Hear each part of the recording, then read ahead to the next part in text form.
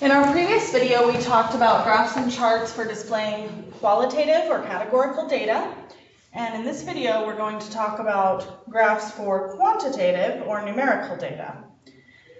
We learned in our last video how to do frequency distributions and relative frequency distributions for categorical data. So our first example is to construct a frequency distribution and a relative frequency distribution for numerical data that is discrete. So we have a discrete data set that represents the ages of a random sample of college student.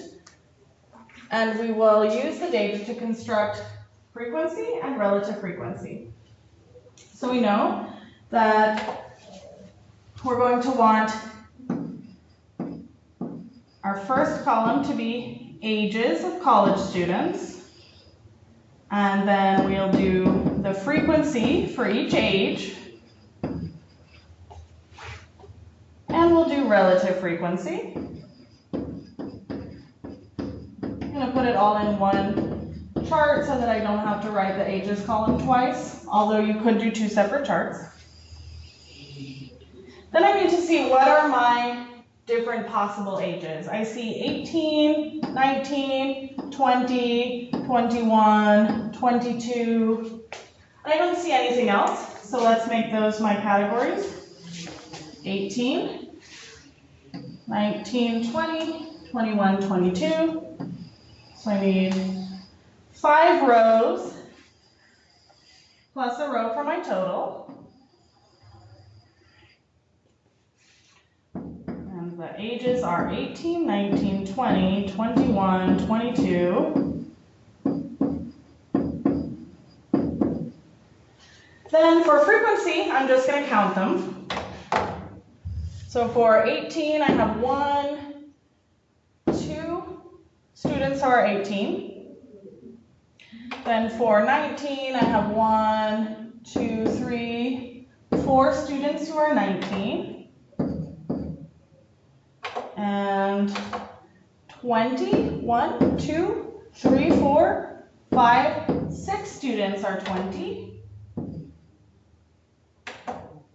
21 is 4 students. And 22, it looks like I have 2 students who are 22.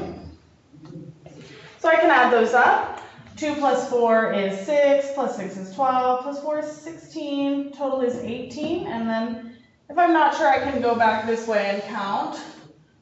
1, 2, 3, 4, 5, 6, 7, 8, 9, 10, 11, 12, 13, 14, 15, 16, 17, 18. Good. So I counted them correctly. That means I got everybody. And then the relative frequency we know is going to just be the frequency. So in the case of the first age of 18, frequency is 2, and the total is 18 students. So it's 2 out of 18, which is 1/9. And that's about 0.111. Then for age 19, we have 4 students out of a total of 18 students. So that's 2/9. Age 20, I have 6 out of 18, which is 1/3, or about 0.333.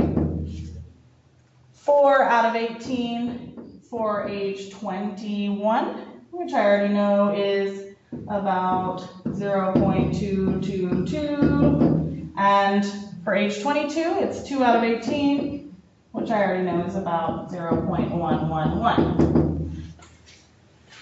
Then the total, 18 out of 18 is 1.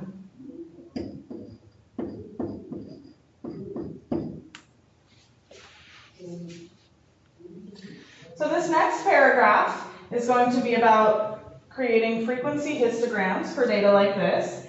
It's going to tell you how to calculate the classes, the class widths, the class limits, and so on. So we're going to make sense of it when we do the example on the next page, but for now, let's just read through it to familiarize ourselves with the terminology. We're going to break our data up into classes. And each class will have a lower limit and an upper limit. So the lower class limit is the smallest value within the class. The upper class limit is the largest value within the class. And the class width is the difference between the upper and lower limits. The class boundary is found by taking the sum of the upper class limit of the class to the left and the lower class limit of the class to the right, dividing by 2. In other words, taking their average, which you'll see that in a minute. And the lower class boundary of the leftmost class equals its upper class boundary minus its class width. The upper class boundary of the rightmost class is the lower class boundary plus the class width. To construct a frequency distribution for continuous data, we're going to follow these steps. So first, choose the number of classes, determine the class width. It's not required to use the same width, but it looks nicer, so we'll probably do that most of the time. We'll find the upper and lower class limits for each class and make sure that they don't overlap, and then calculate the class boundaries and find the frequencies. So let's see the example on the next page. It's going to ask us to create a frequency histogram. And so it tells us here that a histogram is constructed using rectangles for each class of data. The heights of the rectangles represent the frequencies. So it's pretty similar, those first two sentences, to what we know about a bar chart.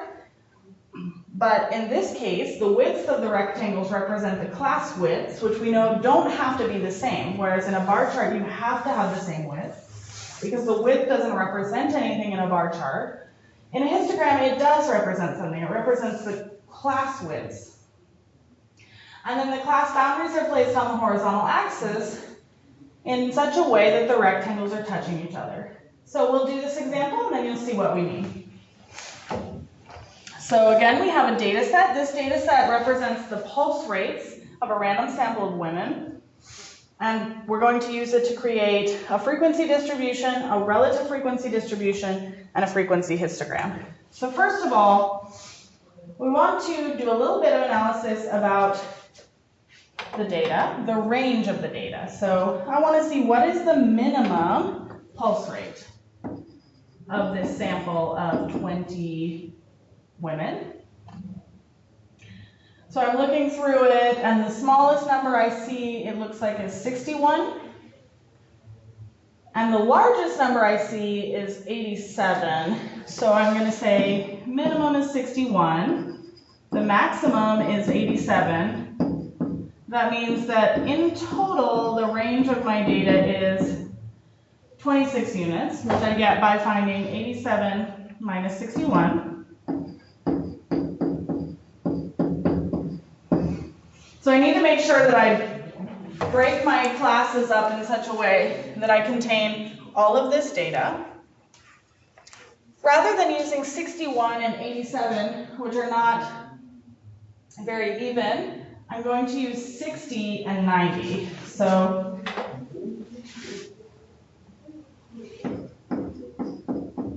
let's use the range from 60 to 90.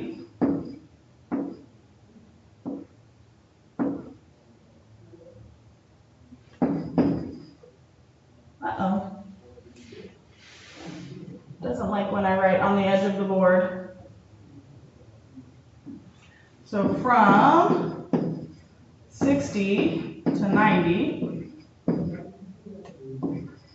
And let's use 5 classes. So this is how we're going to create our classes. This should say range. All right. So if I wanted to do that, here's how I would start.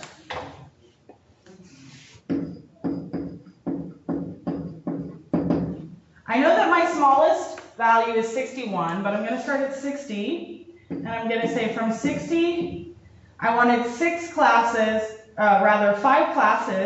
and I'm doing a range of from 60 to 90 is 30, so 30 divided by 5 is 6. So I'm going to put 6 units in each of my classes.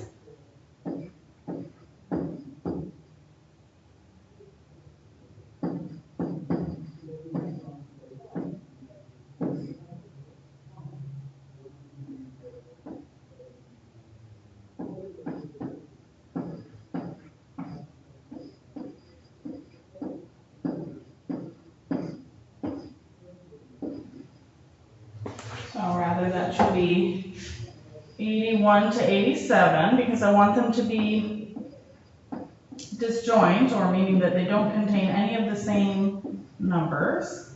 So that's why I'm putting this gap in between them. So this is how I start. 60 to 66, 67 to 73, 74 to 80, 81 to 87, and 88 to 94. Now let me go back and look at what I was told here, which is that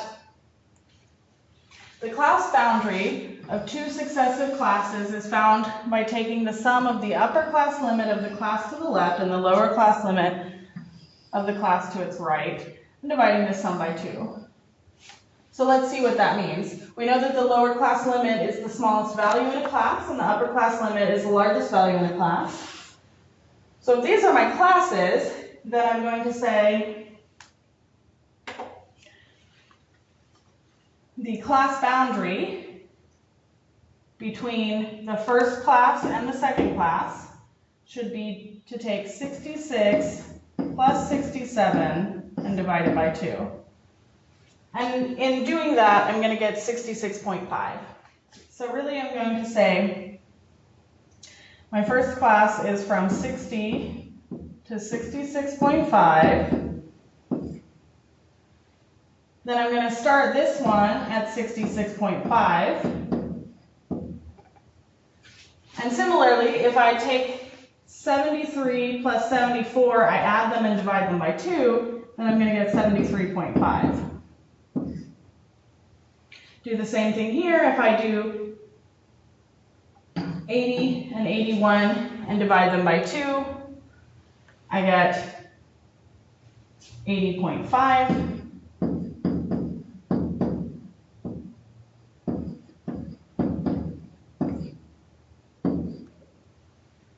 $87 and 88 divided by 2 is going to give me 87.5. And then my last class will be from 87.5. I already said I can stop at 90 because I know that I don't have anything larger than a certain number. Now I'm ready to do my frequency.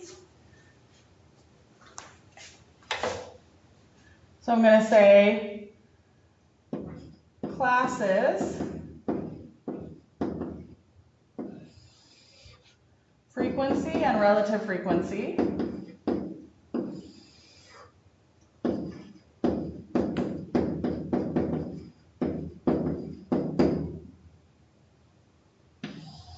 And I have my classes here, which are 60 to 66.5.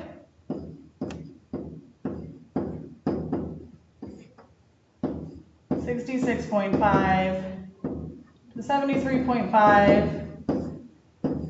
73.5 to 80.5, 80.5 to 87.5, and 87.5 to 90.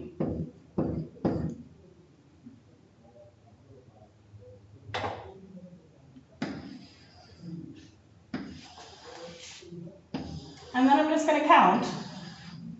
And I'm going to count by first making a tally.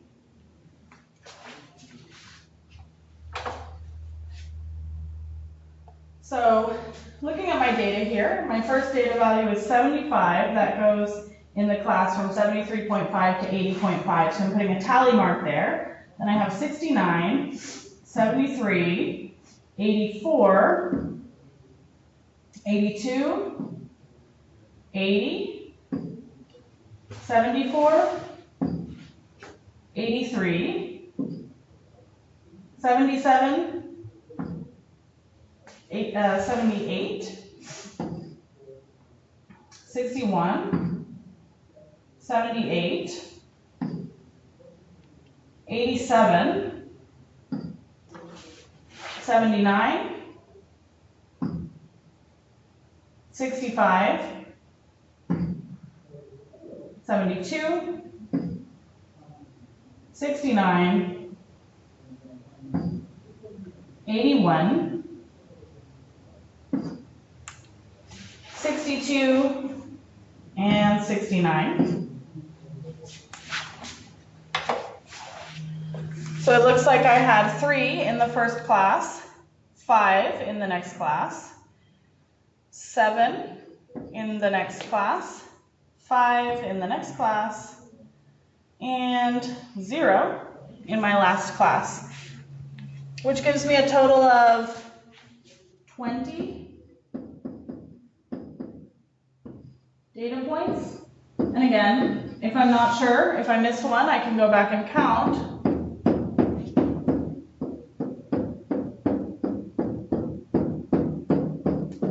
20, so that's correct. Now relative frequency we know should be 3 out of 20, which is 15%. 5 out of 20 is 25%. 7 out of 20 is going to be 35%.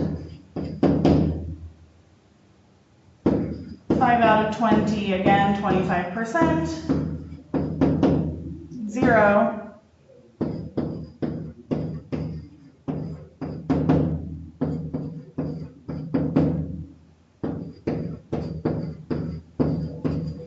And that should add up to 100%. Now we're ready to make our frequency histogram. I'm going to try to squeeze it in here. So on the horizontal axis, we want to put these boundaries for our classes. So 60 to 66.5.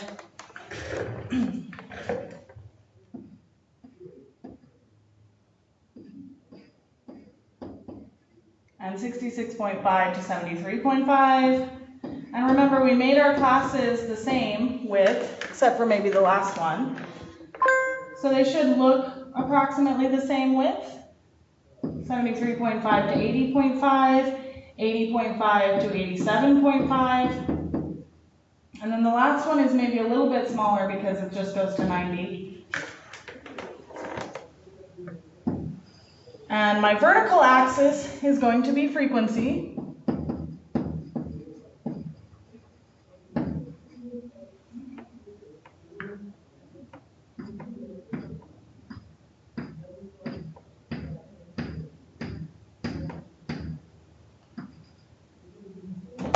Oops. So this should be 2, 4, 6, 8, and 10. So in our first class, from 60 to 66.5, we had 3. So I'm going to draw up 2, 3, and make that my rectangle.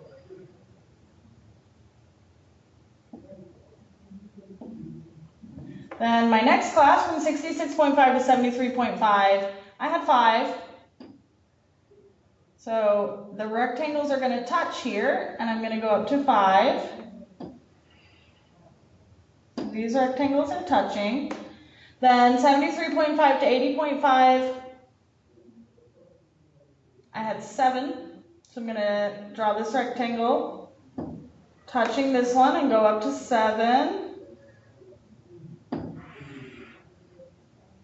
Then from 80.5 to 87.5, I had 5.